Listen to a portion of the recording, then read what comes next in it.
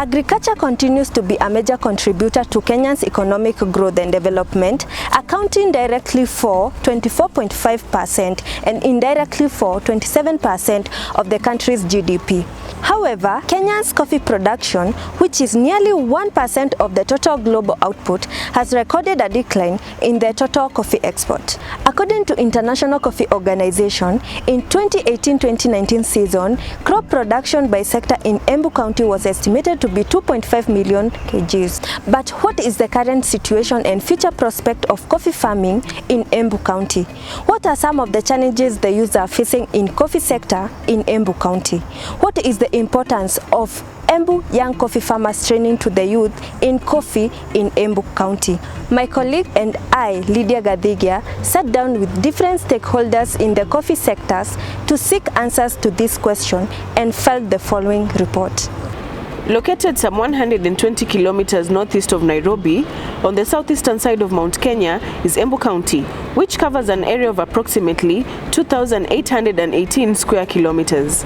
Agriculture is the main economic activity in Embu County, with over 70% of its residents being small-scale farmers.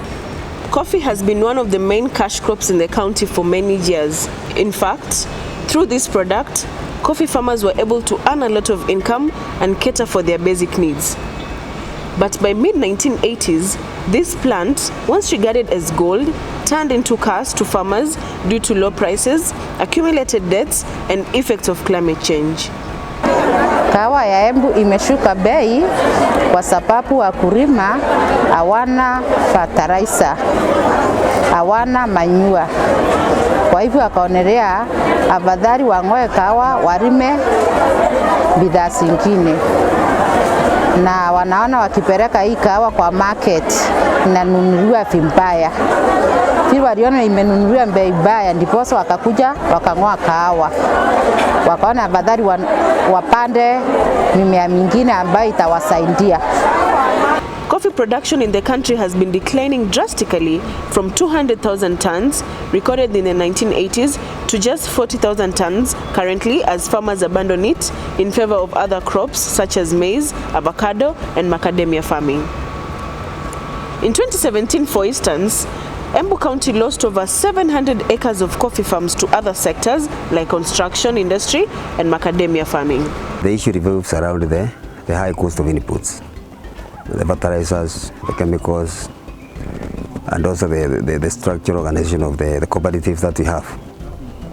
The steepness of the cooperatives, or the coffee factory cooperatives we have.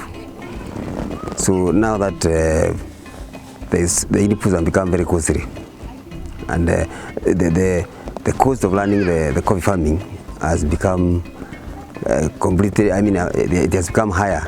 An increasingly important issue affecting sustainability of coffee is the link between elderly and the youth in coffee communities today, and also the availability of coffee in the future. The interest for this topic comes from both the supply and the demand side. On the supply side, young adults are not attracted to stay in agriculture as there are many barriers to their entry, and they also have more attractive options for their future. Conversely, on the demand side, there is a growing demand for coffee, particularly higher value specialty coffee. To meet the increasing demand for coffee at a time when many youth are migrating out of coffee communities, it is crucial for members of the sector to find approaches that motivate youth to choose coffee and ensure coffee can provide them a stable future. Coffee production is dependent on various practices, that is agronomic practices and farm succession. We realize now that in Kenya, the mean average age is 57 years old, and you can see from that there are less people, or there are less young people that are taking this as a project or this as a lifestyle or a way of livelihood for them. On the brighter side, Connect Coffee, a private agribusiness social enterprise based in Nairobi, is seeking to change the lives of the youth in the coffee industry.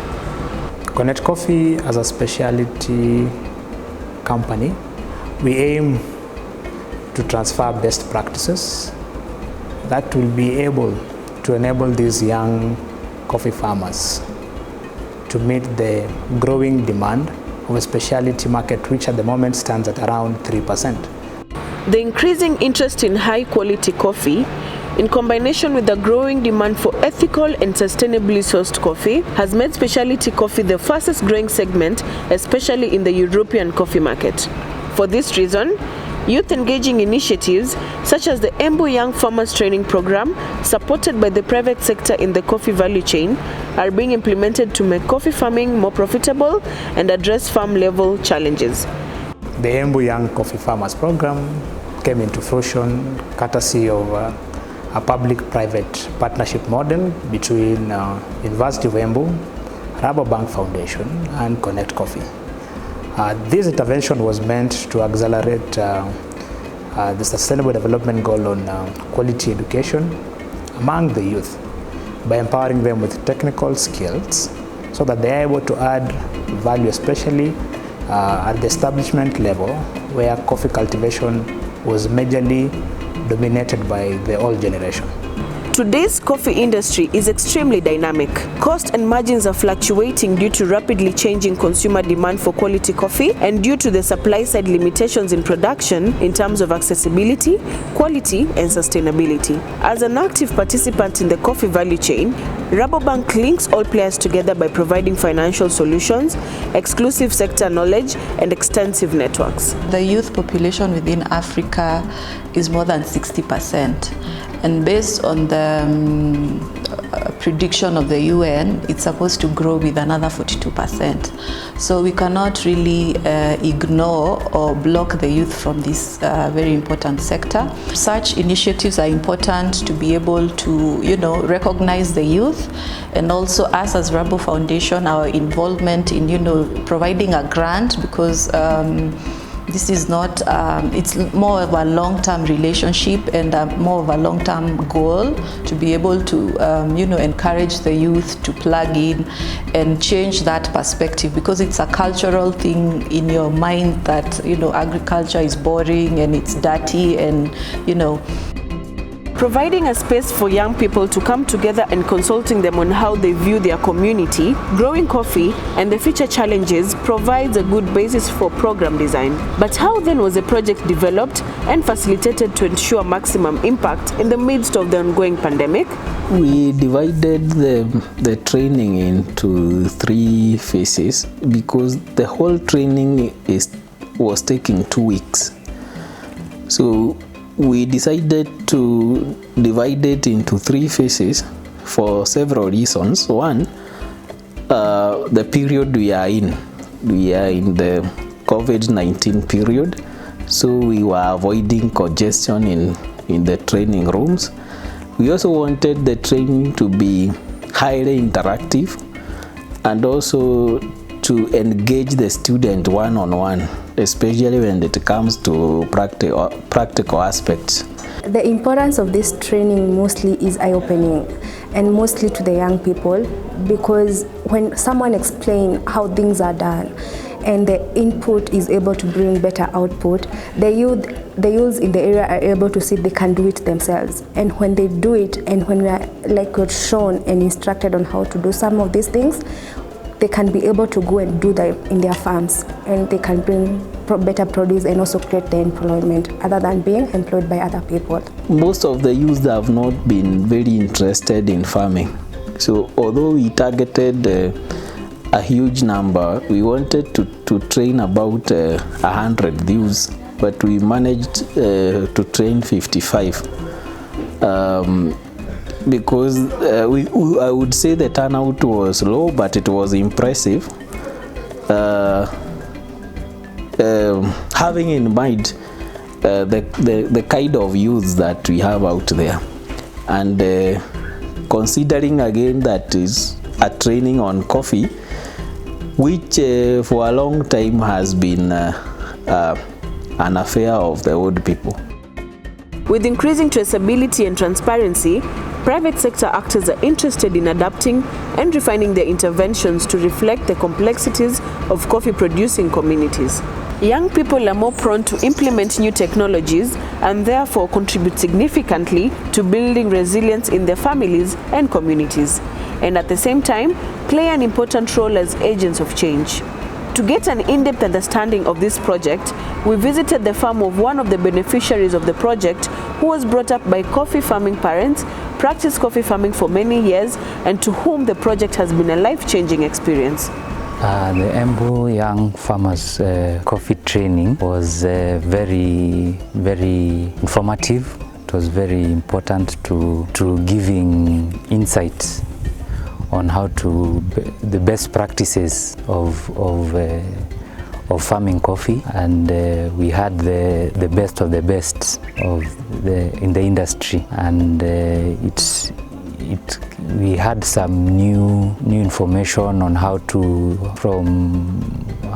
propagate. You can grow your own coffee. You can how to take care of it in the best way possible,